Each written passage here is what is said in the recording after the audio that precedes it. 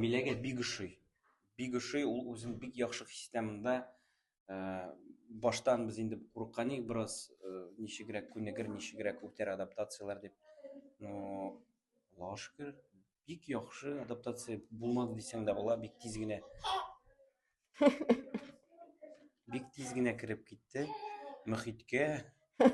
Шуңа күрә, аның хәләте яхшы булса, безнең хәләт тә яхшы инде. Дөрестән дә үзен бик яхшы хис итә. Минемчә, моның бер шундый фишкасы бар. Амиля монда йөри башлады. Аңа 1 яшь тулгач кына.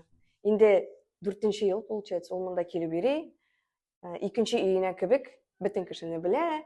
Без шәһәр читендә яшәсәк тә, монда без килеп йөрибез якынча 40 минут. Шуңа да карамастан, менә мондагы булган мөхит, мондагы булган кешеләр, мондагы булган тәрбия бирү ысуллары, русча әйтмешли, это того стоит. Бик ошый. Ирем менә садикка йөри башлагач, шундай әйбер әйтеп куйды, мин аны менә шулай ук искәрттем. 4 ел йөргән дәвамында без бер тапкырда администраторларның, остазларның, гомумән педагогларның бер тапкырда күңелсез булган очракларын күрмәдек, елмаймаган очракларын күргәнебез гомумән булмады. Әйе. Шуннан да моны кулланырга кирәк. Моны кулланырга дигәнем теге яхшы мәгънәдә кулланырга кирәк, чөнки шуннан да бу бит инде балаңны алып киләсең монда, теге әти әни өйдә үзе булдыра алмый балаларын карарга, шуңа күрә алып килә монда. Һәм монда да аңа мәхәббәт бирергә кирәк. Шуңа күрә мондагы менә бу күрсәткеч, әйтәм бит, устазларның, эшчеләрнең монда минем бер дә кәефсез, менә ничектер теге елмаймыйча, яисә теге кәефсез җавап биргәннәрен бер дә ишеткәнем юк. Моның өчен нәрсә эшләргә кирәктер ул?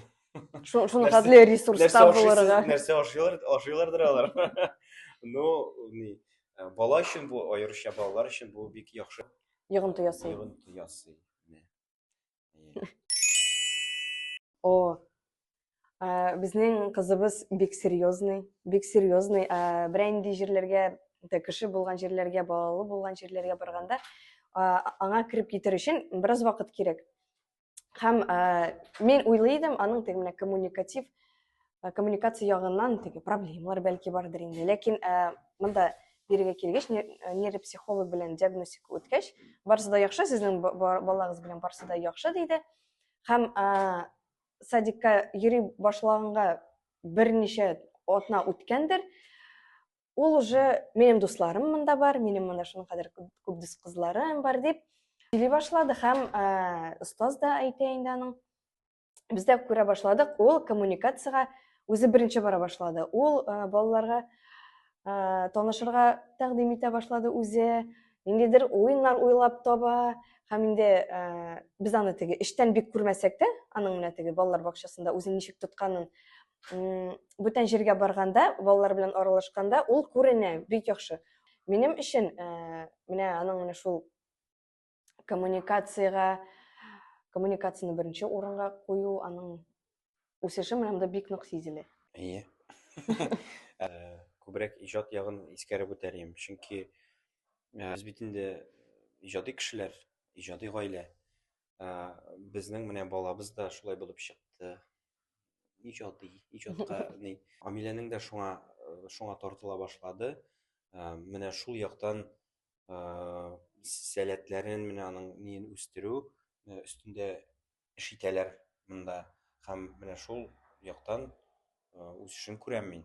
Чөнки рәсемнәре бик матур чыга. Ну, үзе дә бик теләп йөри инде. Кыскасы, менә шул яктан үстерү бик яхшы плюс инде. Монда гомумән төрле яктан үстерәләр. Но менә безнең очракта менә шул рәсем ясау, ниндидер балчыктан нәрсәдер ясыйлар алар. Менә шуңа бик яратып йөри инде. Менә шуның өчен без шатланабыз инде. 100% туры килә. Әйткәнемчә, беренчедән монда без инде балалар бакчасына бирер алдыннан бик нык озак уйлап, нәрсәләрдер укып, статьялар укып, интернет челтәреннән карамаган сайтлар калмады, психологлар калмады, укыган һәм караган. ничегрәк булырга тиеш дип һәм безнең шундый теге үзебез өчен төзегән ниндидер теге безнең күзлектән төзелгән балалар бакчасы бар иде. Менә ул балалар бакчасы сабыйлар булып чыкты. Монда инде әйткәнебезчә, беренчедән ул остазларның һәм тәрбиячеләрнең мөнәсәбәте, ул мәхәббәт булырга тиеш, ул балаларга булган хисләр, яхшы хисләр булырга тиеш. Икенчедән, хотя, наверное, даже икенчедән түгел, ә беренчедән әйтергәдер менә булсын, ул татарча сөйләшү. Без татар телен яратабыз. Без дә татарча сөйләшергә тырышабыз. Гаиләдә дә менә безнең балаларыбыз һәм бу бик мөһим әйбер, мөһим мәсьәлә безнең өчен. Һәм менә шушы татарча монда татарча сөйләшү, группада да, дәресләрдә дә татарча сөйләшү нык шәп инде. Нык шәп. Белмим, аны әйтеп бетергесез. Нык шәп. Аналоглар юктыр, мөгаен. Татарстанда, Казанда, чөнки менә без эзләгәндә, белмим. Ну, Сакурада килеп йөрмәс идек инде аналоглар булса. Эш алымнарына килгәндә, миңа нәрсәсе ошый, мондагы остазлар русча әйтмешли балаларның эмоцияларын контейнировать умеют. Күп бүтән балалар бакчаларында, теге әйтеп тормыйбыз инде ниндиләрдә, андай әйберләр бик сирәк булсалар да, бик нык сирәк. Һәм минемчә, менә бу контейнировать итә белү, ул әниләр өчен, әтиләр өчен бик шундый зур ярдәм. Чөнки балаларның яшьләре, мондагы яшьләре 4тән теге өскәрәк бит инде. Андагы менә эмоциялар белән эш итү, эмоциялар белән эшли белү, аларны менә танырга өйрәнү, андай әйберләргә бик сирәк җирдә өйрәтәләр. Әле менә шундай әйбер ошый миңа. Бик мөһим әйбер безнең вакытта. Балаларның үз границаларын белергә өйрәнү. Менә шундай әйберләр булганга мин бик рәхмәтле, мин бик шат. Чөнки бу безгә бик зур ярдәм күрсәтә. Күп әти-әниләр дә мондай әйберләрне белмиләр. Монда теге өйрәтә башлагач, балалар өйгә кайткач үз әти-әниләрен дә өйрәтә башлыйлар. Менә калса безнең маңгайда без амбассадорлар дип язырга була уже.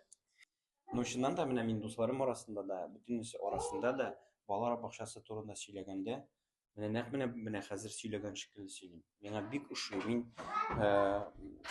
менә шундый фикердә, әгәр дә эшкә менә әлеге вакытта менә сабыйларга җан биреп, менә теге үзеңнең теге с душой эшләнгән эш икән, аны кеше сизә, аны кеше ул күренә, ул эшчеләрдә дә күренә, ул балаларда да күренә, ул әти-әниләрдә күренә.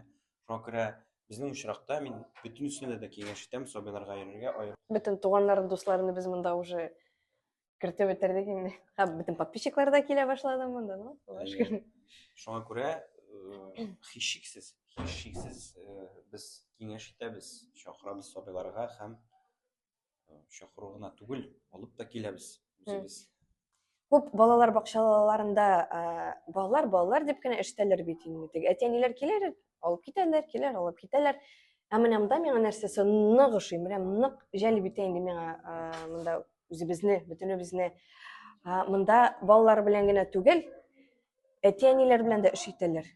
Әти-әниләр өчен шундый матур чаралар уздыралар, шундый җылы чаралар уздыралар. Ул сабан туй булсынмы, ул ураза аенда булган ул ифтарлар, ул төрледән төрле лекциялар.